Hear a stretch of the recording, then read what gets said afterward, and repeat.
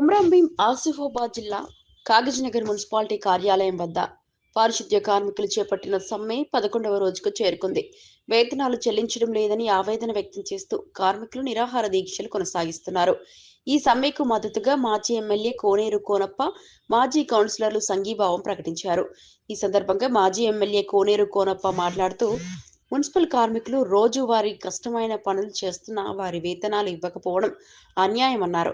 11వ రోజు నిరాహార దీక్షలు చేస్తున్న సమస్యలు పరిష్కారం కాకపోవడం బాధాకరమని చెప్పారు. కార్మికుల ఆవేదనను ప్రభుత్వం గమనించాలని, వెంటనే చర్యలు తీసుకోవాలని కోరారు.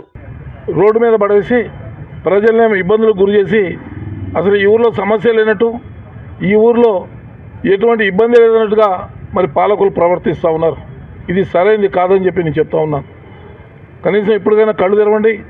కాగజ్నగర్ పట్టణంలో ఏదైతే చెత్త చెదారం పేరుకుపోయిందో దాన్నైనా దృష్టిలో పెట్టుకుని ఈ కార్మికులకు రావాల్సిన బకాయిలు వెంటనే ఇవ్వాల్సిందిగా మేము డిమాండ్ చేస్తూ ఉన్నాం.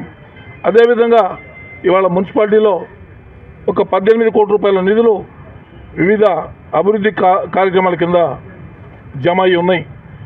అత్యవసరంగా కలెక్టర్ గారు, డిఎంఏ గారు ఆ నిధుల్లోంచి తీసి ఆ పిఎఫ్ఈఎస్ఐ కట్టి ఆ కార్మికులను ఆదుకుని వెంటనే వాళ్ళ సమ్మె ఉపసంహరించి వారి జీతాలు ఇవ్వాల్సిందిగా మేము డిమాండ్ చేస్తూ ఉన్నాం. ఇదే విషయాన్ని రేపు డిఎంఏ గారికి కూడా మేము లెటర్ పంపిస్తూ ఉన్నాం. కలెక్టర్ గారిని కూడా కలవబోతూ ఉన్నాం.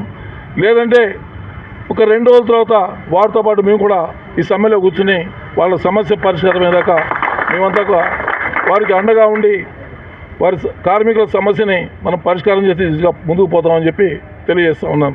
జై తెలంగాణ, జై కేసీఆర్.